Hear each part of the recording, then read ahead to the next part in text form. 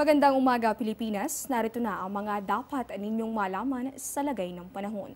Bagyong Nina, 4 na beses nang tumama sa iba't ibang bahagi ng bansa. Pagtahak sa Katimugang Luzon, nagpapatuloy. Ayon po dito sa pinakahuling update ng Pag-asa, itong ating binabantayang sama ng panahon ay huling namataan kaninang alas 4 ng umaga sa layong 85 kilometers hilaga nitong Romblon.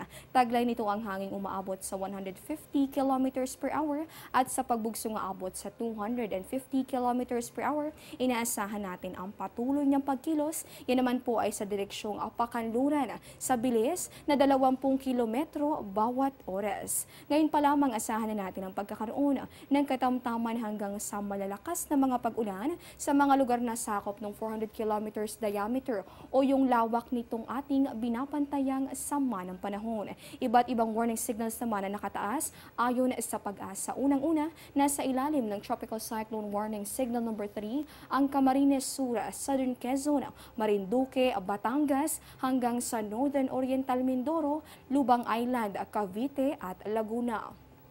Nakataas naman ang signal number 2 sa Metro Manila, probinsya ng Rizal, Northern Quezon, Polillo Island, Bulacan, pati na rin sa Bataan, Pampanga, Southern Zambales, natitirang bahagi ng Oriental Mindoro, probinsya ng Romblon. Signal number 2 din sa Northern Occidental Mindoro, sa Burias Island, Camarines Norte at sa Albay.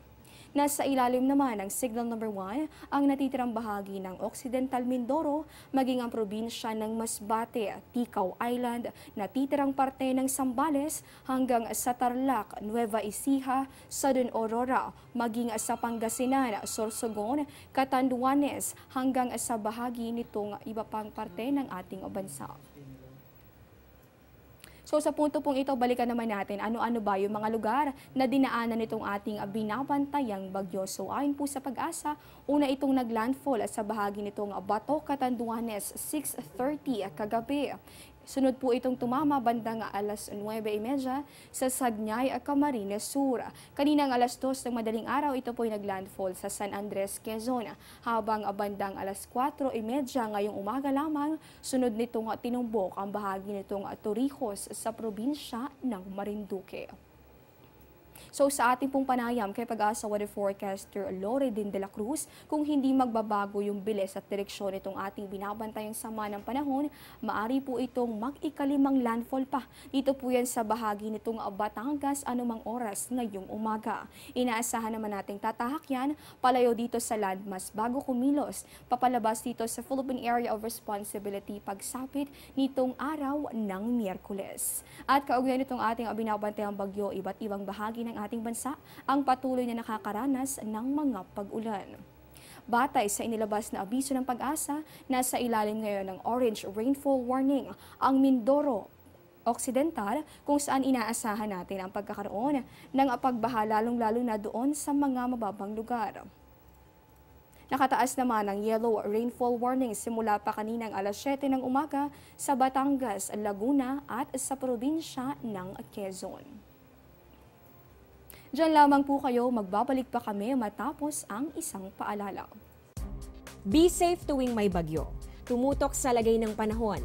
Manatili sa loob ng bahay at lumayo sa mga bintana para di masugatan kung nabasag ang mga ito. Maging handa sa posibleng brownout. Sa paglikas, siguraduhin nakapatay ang main switch ng kuryente, mag-head count at dalhin ang survival kit. Kung nasa labas, umiwas sa mga puno, poste at anumang bagay na maaaring tumumba o mahulog. Maging laging handa para mailigtas ang sarili at ang pamilya. Sa tayo naman ng ating panahon, inaasahan natin ang pagkakaroon ng masungit na weather condition dito sa atin sa Metro Manila, ganon din sa rehiyon nitong Calabarzon, sa probinsya nitong Camarines hanggang sa Albay, maging sa Marinduque, pati na rin sa probinsya nitong Mindoro, Romblon, Bulacan, hanggang sa bahagi nitong Zambales, Bataan at sa may Pampanga. Magkakaroon din ng ulan na may kasamang pagbugso ng hangin. Dito po yan sa bahagi nitong gitnang Luzon hanggang dito sa Bicol Region at pati na rin sa probinsya ng Pangasinan.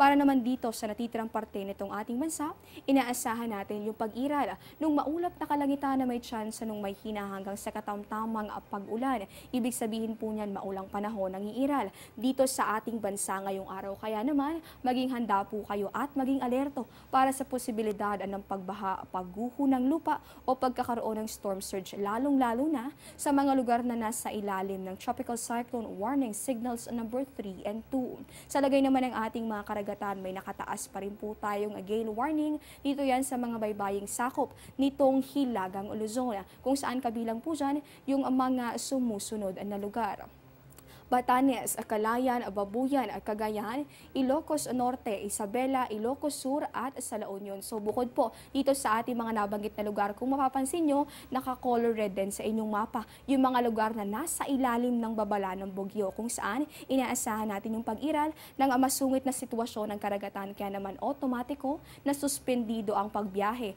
ng lahat ng uri ng sasakyang pandagat. At yan po muna ang latest mula rito sa Pag-asa para sa Panahon TV. Ako po si Desiree Jonio. Magandang umaga at mag-ingat po kayong lahat.